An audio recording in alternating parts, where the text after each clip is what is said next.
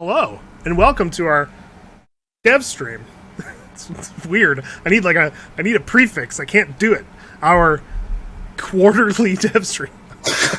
Once per update Devstream, let's call it that. Our update Devstream. How's everybody doing in the chat? How's everybody doing on the panel here today? We have Mark and we have Max, and everyone else is missing because they're very busy doing work. So let's get started right now by talking to Max, because Max hasn't been here in a little while on the dev streams. Max, how are you doing? How's everything doing? Fantastic. Do you guys? What? You just went dead. Oh, sorry. Can you hear me? You said, "Do you guys?" and then cut out for some reason. Do you guys miss doing the dev stream every 2 weeks? I think I miss doing it. I don't miss having to find time to do it because things have just gotten so busy this year. It's like I feel like it's our busiest year, so I don't miss that part. Like, oh, we have a million things to do, and now we got to figure out how to prepare for the stream. So that part I don't miss. Actually, getting on stream once I'm there and doing it, I do miss doing that on a regular basis. It's just all the time and having to manage that was always because it always felt like they came up at these very like inopportune times. Yeah. Max, like it's like, oh, we're right in the middle of this important change, or I'm needed to for something, and and then it's just okay. Well, now we gotta do a bunch of preparation. We gotta work on the slides. We gotta bug various people on the team, and it was just kind of like a disruption. So I don't miss that part, but Yeah. I do miss being here. I miss seeing people's like reactions to like development as we go on. So it's like, we'll be like halfway through creating something cool, and then we put it on the dev stream, and then everybody hates it, and then we have to we're like, oh shoot, we have to fix this. One thing that is interesting to talk about is our dev streams have evolved drastically in terms of how early we would show things. And I think this kind of just happened, not planned, naturally, as early access, as we kind of moved away from early access, and we're more or less in like 1.0 type of mindset now. Is early on, like we're talking about 3-4 years ago, like 4 years ago, we'd be showing stuff that was just at the concept level. Like, hey, we think Yeah, we there's might gonna go be- this way. we might go this way, right? And it'll be like, something where it's only gone as far as some concept art, and nothing else was there. Now it's like everything is there, and like we have it working in a live demo, and I think it was the early approach was appropriate from that time period because it reflected how we were working on the game. Everything was very experimental. We were trying a bunch of different stuff, and be literally like, hey, this week let's try that, next week let's try that, let's see what works. Half the stuff we talk about doesn't even make it into the game, but now things are a lot more mature and settled, so it's appropriate. Appropriate approach for appropriate time. All right, well, let's get into the community highlights without further ado. Unless you guys have anything you want to follow up. No, I just wanted to mention that update 45 is a regular update. So just to kind of set the stage at the start of the stream, it's there's not going to be too many big things happening in terms of features. I think there's still a bunch of cool things. I'm obviously really biased, but it's definitely not like going to be the next big update or anything of that sort. Nor do I think people were expecting it, but just to kind of Set expectations. Yeah. All right, take us away, Mark. Well, Max, and then Mark controlling The this. highlights. Yay. Yeah, okay, so I really wanted to include this one because I've been playing a lot of Company of Heroes 2 lately, so I thought this was pretty cool. The idea that like there's a in Company of Heroes 2, for those who don't play, there's like a regiment commander you can pick between 3 at the start of the game. And Cool Death 49 here, he created a regiment or a commander for one of the regiments in Foxhole. He did a couple of these actually, but this one I thought was really cool. I just think it's a cool idea as like if you could personalize your regiment in this way, making it like having I don't know how you would do this, but like making your regiment more unique. And then of course we have a boat, which I just really wanted to show because I love boats. Because it's a boat. Max, I have a question. How good are you at this game? I am amazing at Company of Heroes. Okay, I'm like pro tier. It's just, if I didn't have to work for Clapfoot all the time, I would have been. What's Clapfoot? Sorry, do you have a side gig? Look, I've been off the stream a while. Okay, I don't remember. Someone from the community is now going to ask you to 1v1. Oh wow! You opened the floodgates, Max, and someone out there is gonna want to prove you wrong, and they're gonna want to prove that you are garbage at the game, Max. Oh, someone did ask you to 1v1 them. I was right. Only if helping Hans is like casting for the whole match. You know what? One day I want to see that. Crazy Flying Chicken versus Helping Hands, the ultimate showdown once and for all. I think he would wreck me, to be completely honest. All right, I'll move on. Why are there so many canned beans? The cannon needs to eat. Is this only... So, I saw this posted a while back. Is it... I guess it's just been that long, eh? Yep, this was posted immediately after the last Devstream, so it didn't get into the last one. I love this these one. These are good. They're really, like... They're kind of... They are really remind me of, like, political cartoons. Yeah, like, really good. The abstraction of the beans is that there's people there that are repairing and maintaining these buildings, and those people need to eat, right? So that makes sense, I think. It's not the cannon eating. I don't know what you're talking about. Garrison supplies should like appear on those racks just like the ammo room does. Like you should have to fill up the Garrison supplies, and you should have to make space for them. Oh, players would love that. Yes, more work for Logi. Making racks for food.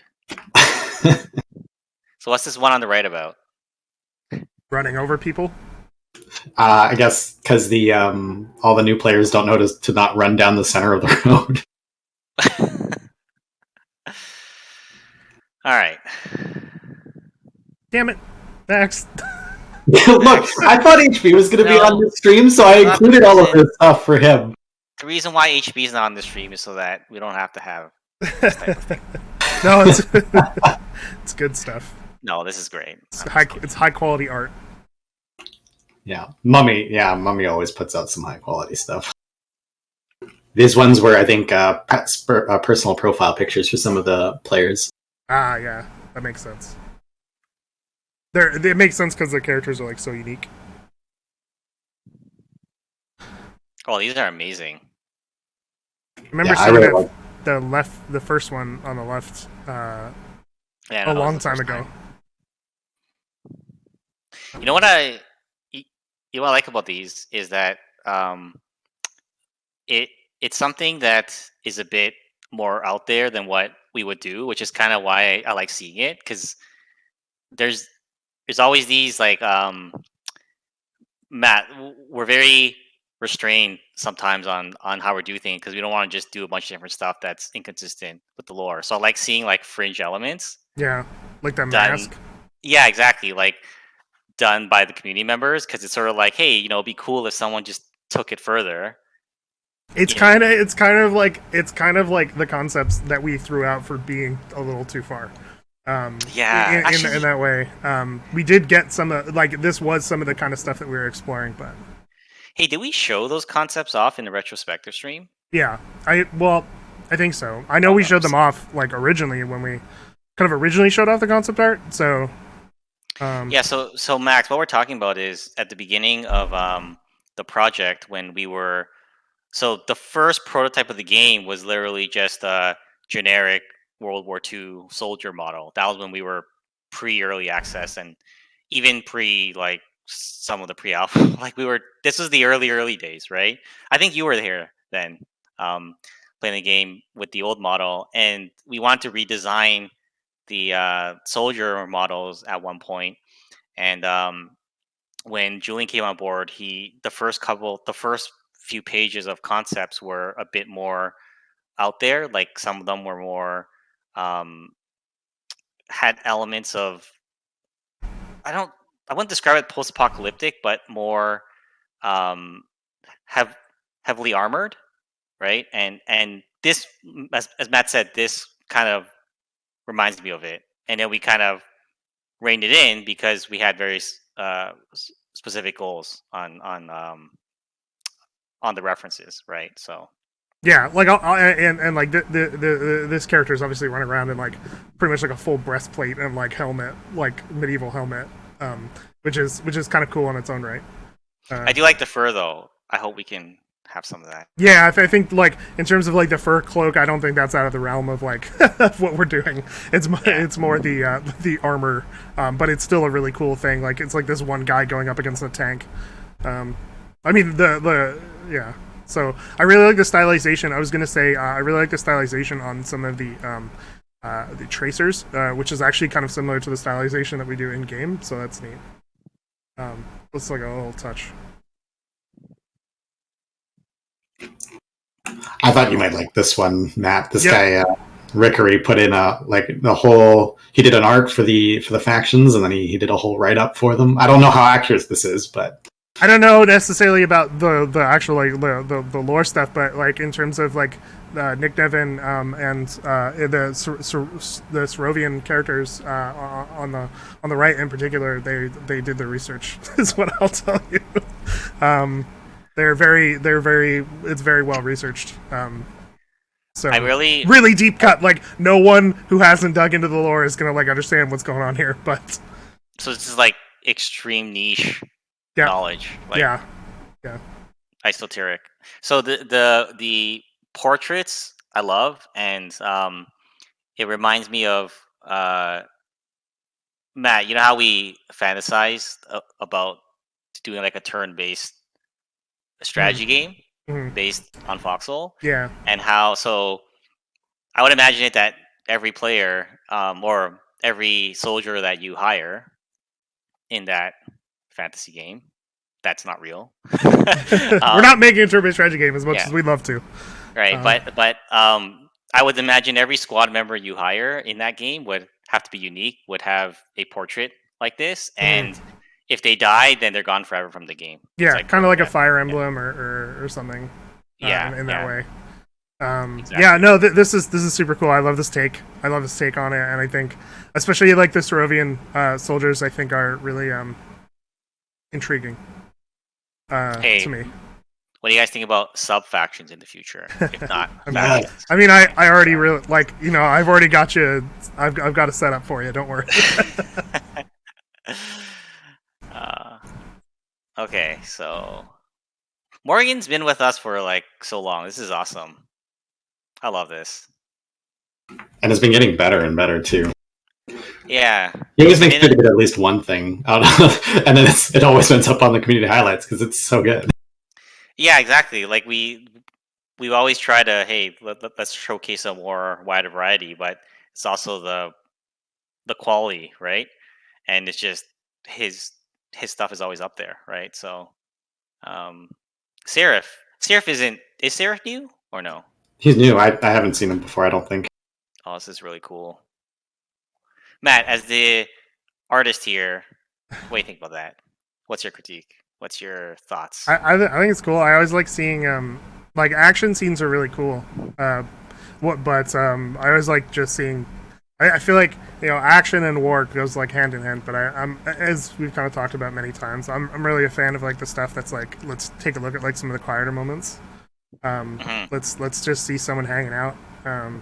Yes. See what they do between like our soldiers are not just they're not just like mindless zombies. They've all got like personalities and stuff, and I like when art really shows that that angle. I just have to say also the color palette in Morgan's piece is like really appealing. When you just said they're not mindless zombies, I'm picturing someone making a post on the Reddit, posting a screenshot of like the bridge fights, and being like, Dev said we're not mindless zombies, and then all these corpses on the. Anyways. Okay. Oh, this is really cool. I think this is the last one, right, Max? This is the last slide? Yeah, this is the last one. Okay. We need to watch this. I'm sure a lot of you guys have already seen this, but I guess I'll full screen this. I'll just hit play and Maybe just leave it in the window. It's Okay. probably fine. It probably will Fine. stop us from having issues. If you have not watched this in full, please do afterwards. I always feel weird about talking through these things. It's like somebody talking through the movie. Yeah, but we also, we're showcasing it. People can go watch it.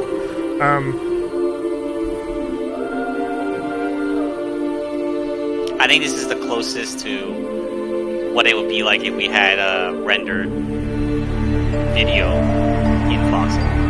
Yes, like when you lose the war, this should be the video that plays. That would be so awesome.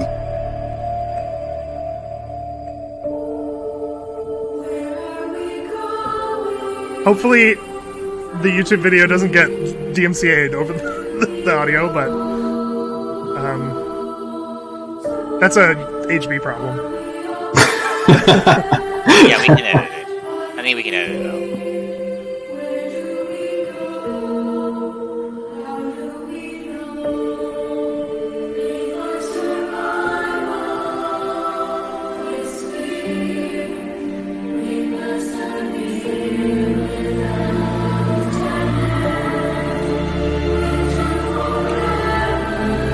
What army has the resources to produce that many coffins? The Wardens. Clearly.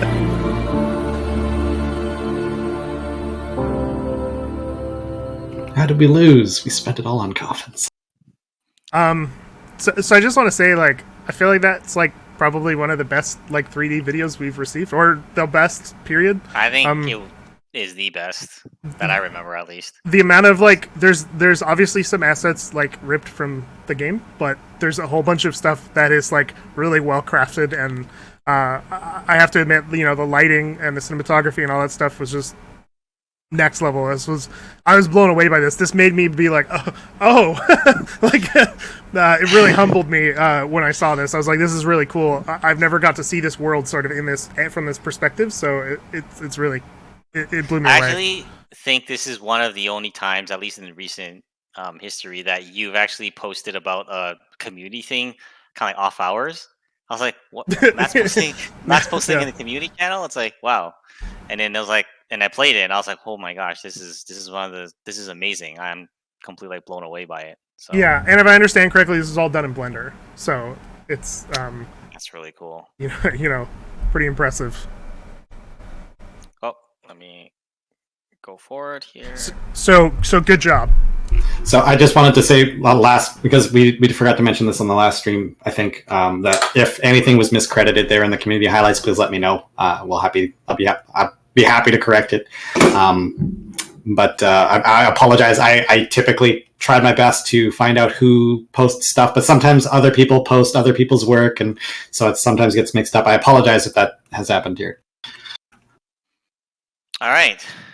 I guess we'll move on to the development update. So before we get into it, just a couple of small notes. I don't think anything here is a surprise. But update 45 is sort of going to be, if you guys have been with us for a while, we sort of push out these larger updates, and then we do a bunch of follow-up updates after that. And those are the regular updates. They tend to not be as big, but they still have some neat things, and we try to fine-tune things as we go. So update 45 will be sort of the last of these regular fine-tuning updates after Winter Army, and we're now actively working on the summer update, which we can expect a little bit later in the summer.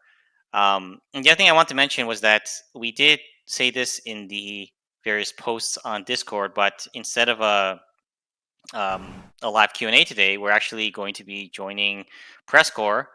Thank you, Presscore, for inviting us to be on Zero Dark Presscore, and for doing it after this stream. So any questions that we might have can be done on the Presscore channel after the stream. So I'm really looking forward to this slight change, right?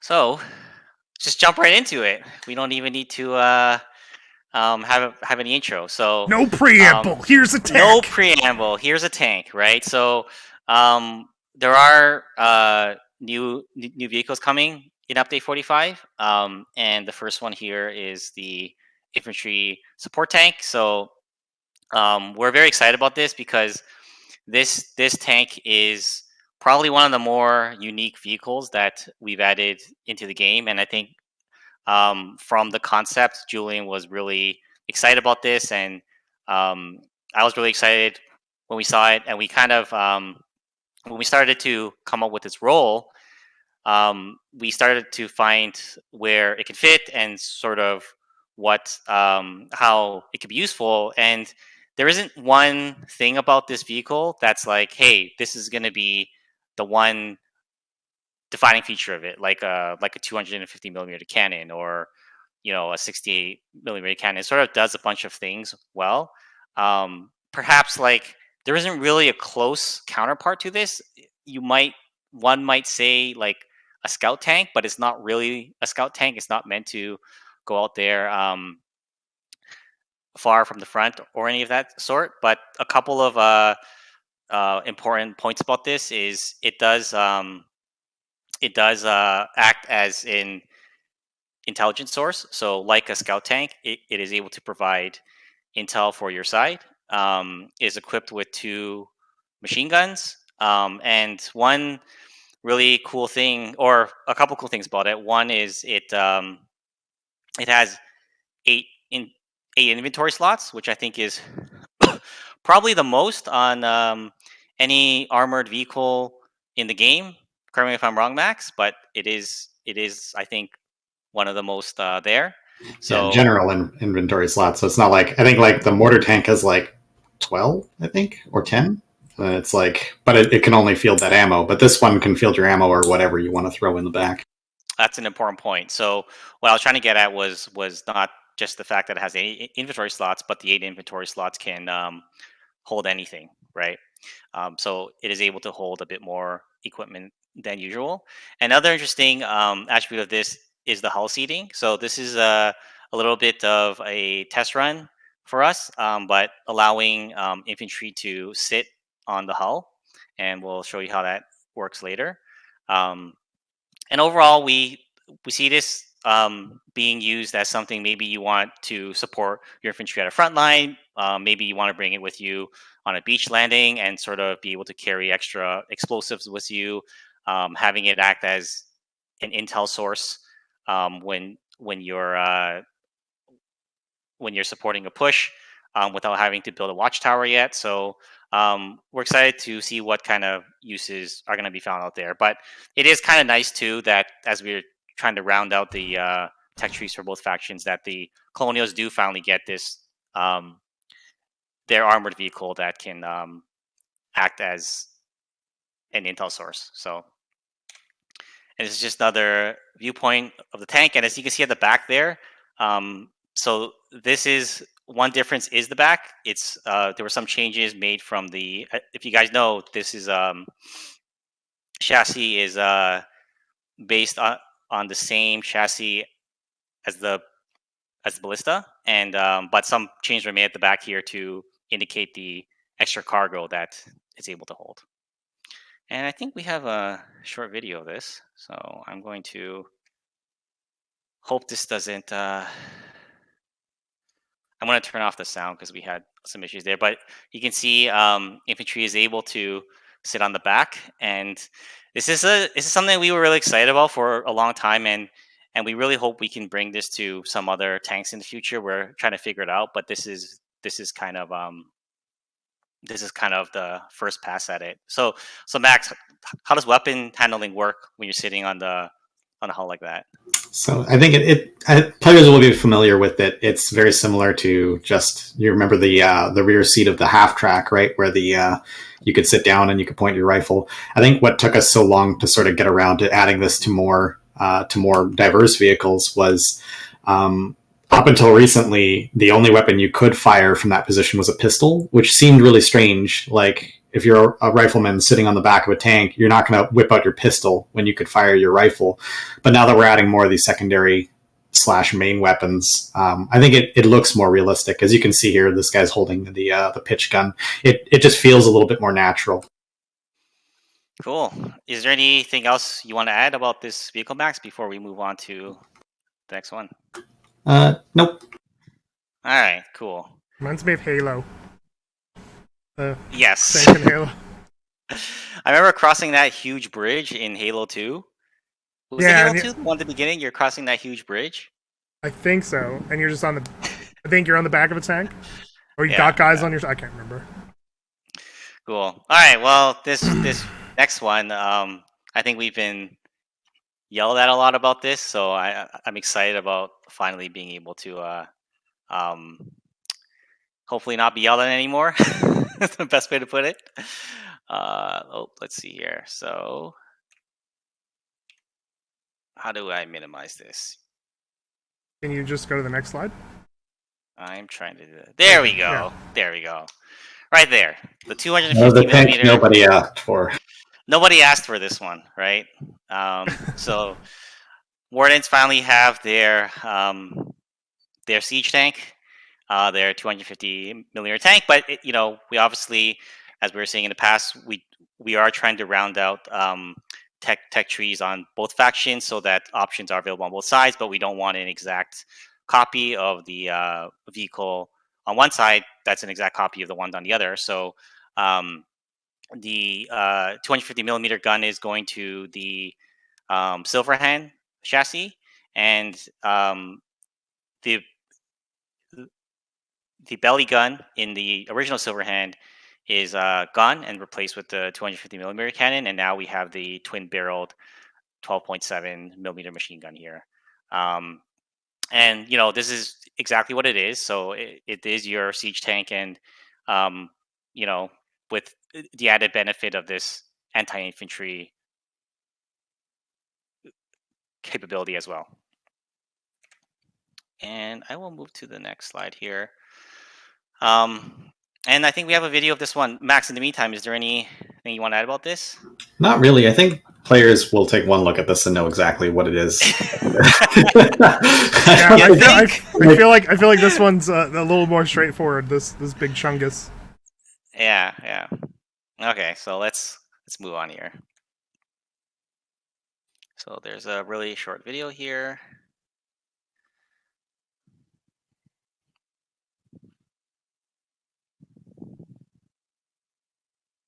I love the double barrel. That's really sad. It is right. The gun on the infantry support tank is high velocity, right? I believe it is. Yeah. I don't know. So basically we removed this is going to come later, but we removed 14.5 millimeter, the field machine gun ammo that you guys are familiar with.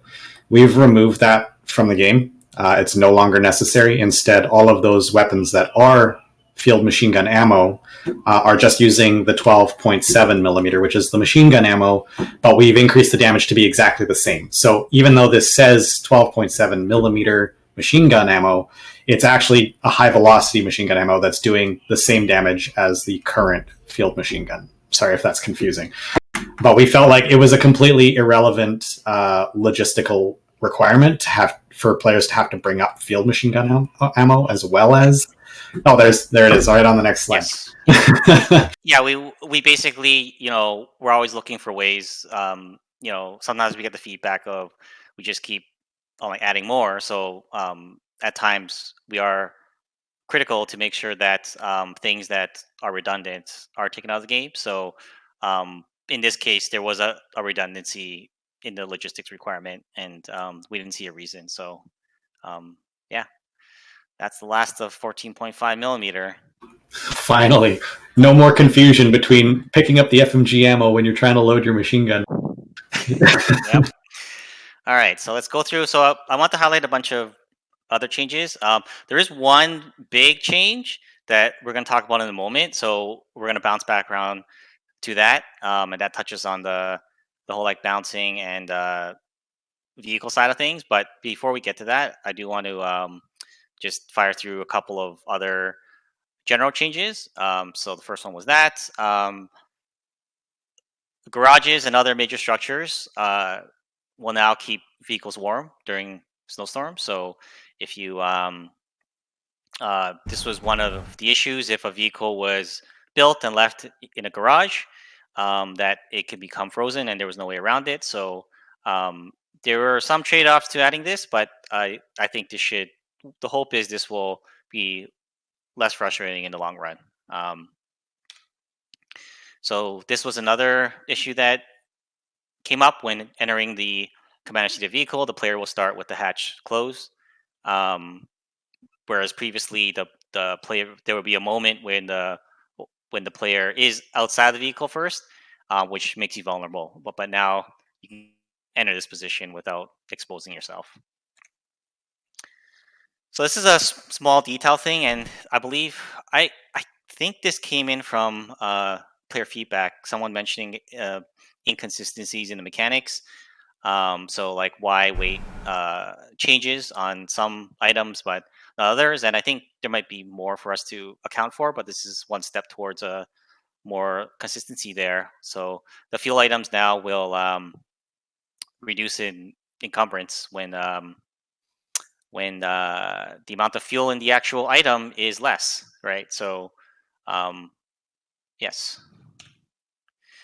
There's a new hotkey that has been added that allows you to toggle voice chat on and off on the fly. It's just more of a minor quality of life change. This one came in from one of our streamers that felt like, or that really needed this for moderating their own voice channel. Because if they're streaming to Twitch and then somebody comes on saying inappropriate things, they need to be able to quickly toggle it off. So this was a sort of a quality of life for them, not for anybody else. And for the this was another change that this is one of those behind the scenes changes that in the past we might not even mentioned, but there's been some small updates to the visuals of all the guns, like all the major gun barrels in the game.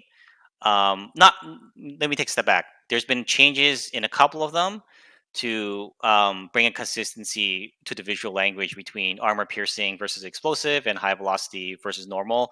The goal, this is more of a long-term visual language improvement so that players that like to pay attention can at a glance know when a gun is what type of damage it's going to be dealing, and whether or not it's a high velocity or not, right? So it's a small subtle thing, but it's an important detail.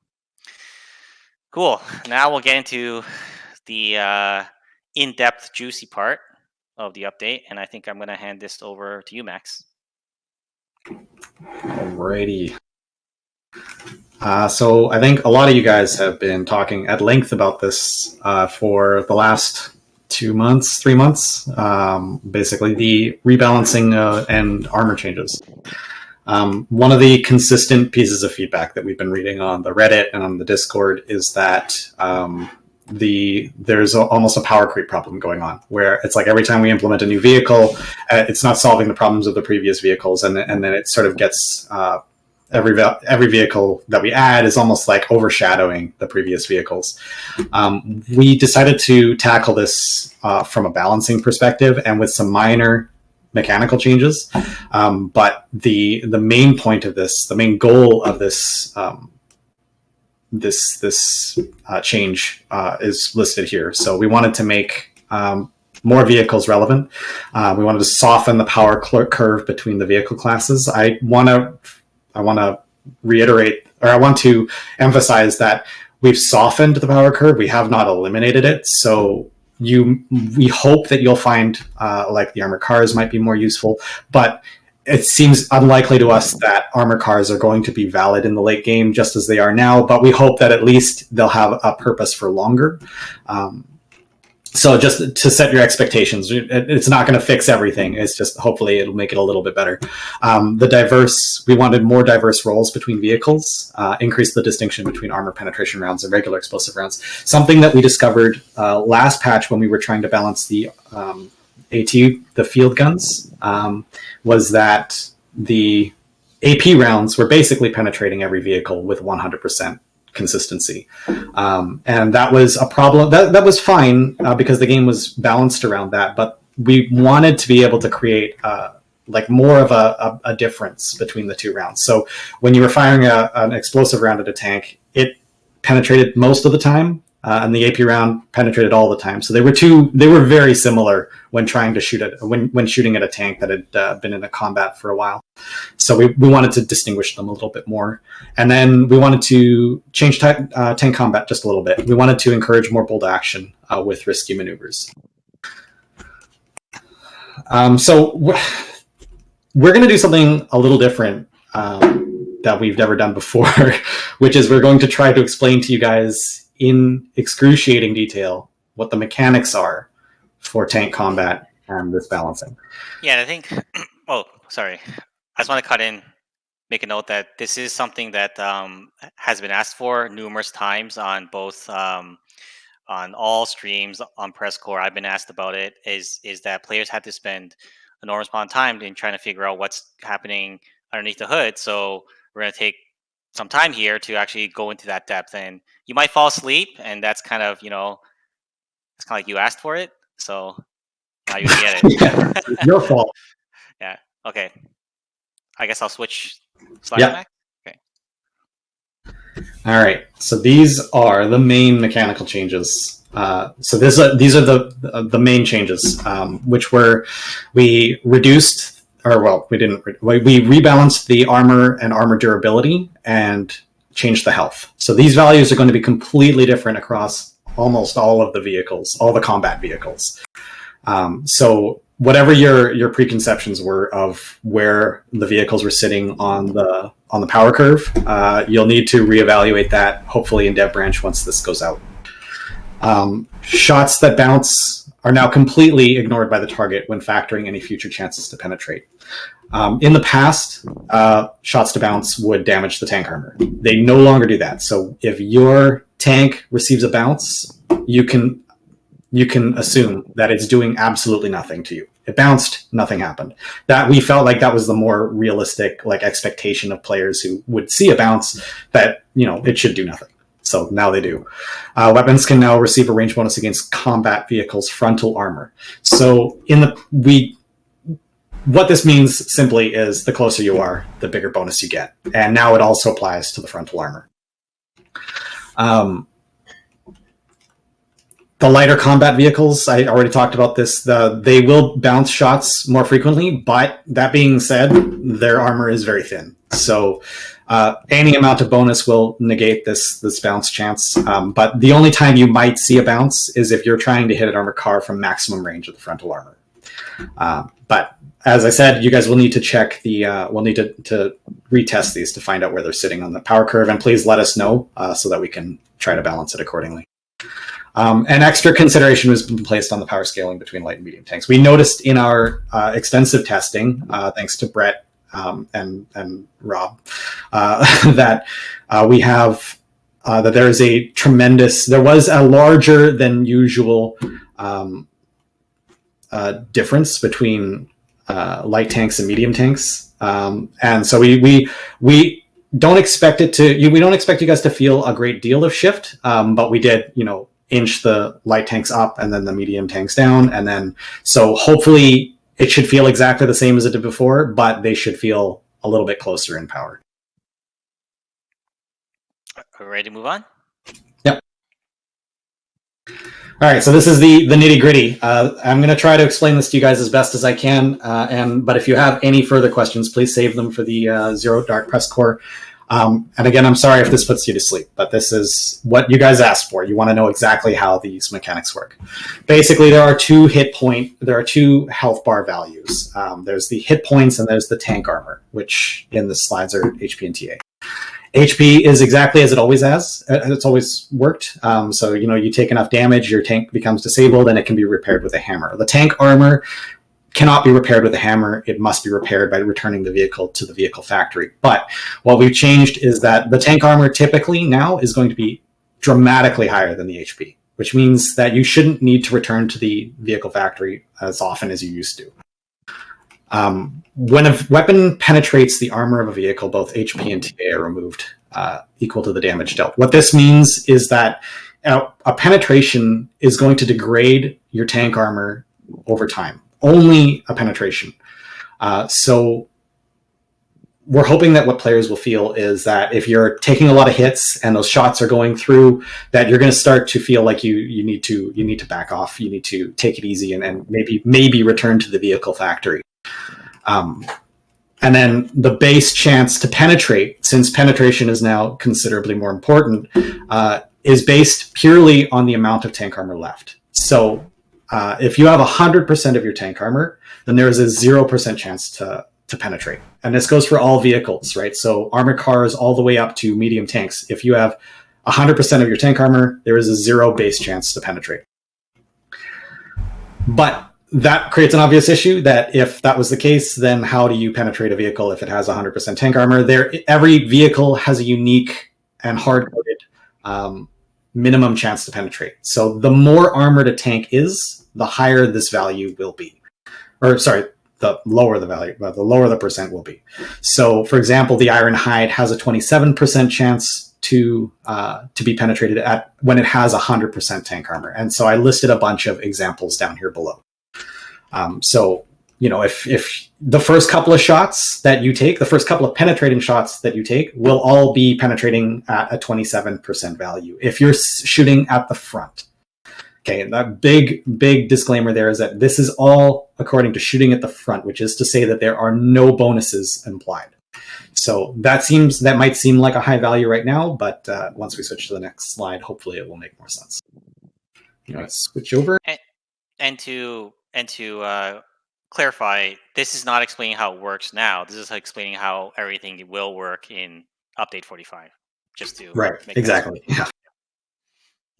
So the examples again, but illustrated. So you take a shot at a tank which has your first penetrating hit will hit at 27% chance to penetrate. Your second chance to hit is still at 27% chance to penetrate. But once you've passed that minimum threshold, it starts to increase.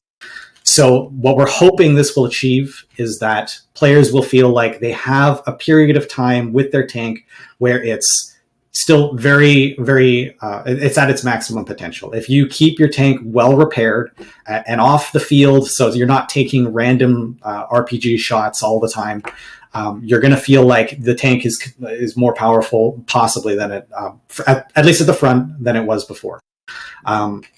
But that being said, if you are the kind of player who just wants to sit on the front line using your tank constantly without falling back to repair, you're going to find that your armor is weakening, and you're going to find that you're not as effective. Next slide. So bonuses. So the obvious criticism from all of this system is going to be like, isn't this just RNG? Like, how does that work? We wanted this to be a skill-based mechanic. RNG definitely plays a role, as it does in all strategy games. But we wanted to make sure that players had the tools and the ability necessary to completely negate the RNG if they so chose. So bonuses are how we're going to do that. So the main one is going to be the flanking bonus. I call it the flanking bonus, but it's actually an angle bonus. Basically what it says is the closer you are to a 90-degree angle on the rear or the side is going to give you a maximum bonus. So as in the picture there, what you want is to hit the side armor at a 90-degree angle. If you can do that, you're going to get the maximum chance to penetrate from the angle bonus. Remember that the angle bonus does not apply to the front of the armor. So if you are shooting a tank dead on, you are not getting an angle bonus. And the rationale for that is, all tanks are designed to receive shots from the front. So the idea, they're all going to be angled to hit the shot's going to hit the tank and bounce off. That's the idea. But anyway, the next one is the range bonus. So the closer you are to your target, the higher the chance you have to penetrate. And that applies to the frontal armor. I think that was pretty self-explanatory. I think a lot of you guys were aware of that one anyway.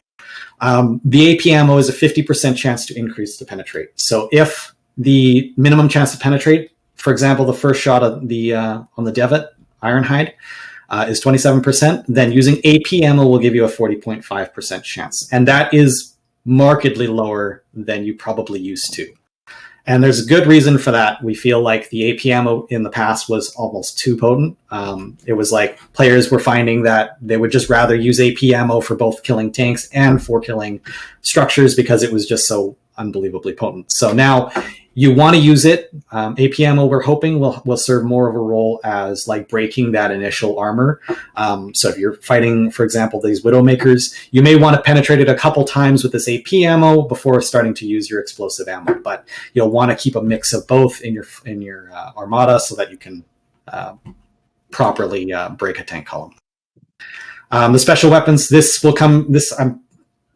the more seasoned veterans out there will ask, well, what about the infantry weapons? They've all been looked at, and some of their numbers have been changed. Some of them have not. But the main ones that we wanted to look at were the sticky bombs, the AT mines, and the ones with special modifiers that, like, for example, automatically penetrated. We just needed to make sure that they were still in line, so rest assured we took a look at that. So the main takeaway from this whole slide we want to get across is that there is a 100%, there is a way to achieve 100% chance to penetrate. And depending on the kind of vehicle that you're attacking, it may not even be that difficult to achieve. As long as you're thinking tactically and using the bonuses thoughtfully, you should be able to do it and remove all of the RNG element out of tank armor. But what if I just want to sit far away at the edge and just kind of shoot away with like 40 millimeter gun, Max? Then you'll get nothing done. All right. Last slide here, I guess. So once again, I'm just going to reiterate the main takeaways because a lot of that was a lot of information for you guys to process. Many of the new players may not be fully aware. If you ignore everything else, this is what you need to know. Engaging the frontal armor of a vehicle at maximum range will be extremely ineffective and frustrating. That's by design. Stacking the combinations of flanking, range, penetration, and item bonuses can and will result in 100% chances to penetrate. Keeping your tank armor in good repair and persisting on a field for too long will badly damage the tank armor, will make you an easy target. What I'm trying to get across here is that tank armor now is vastly more important, which means that you are going to want to keep them in good repair by returning them to the vehicle factories and getting the tank armor back up.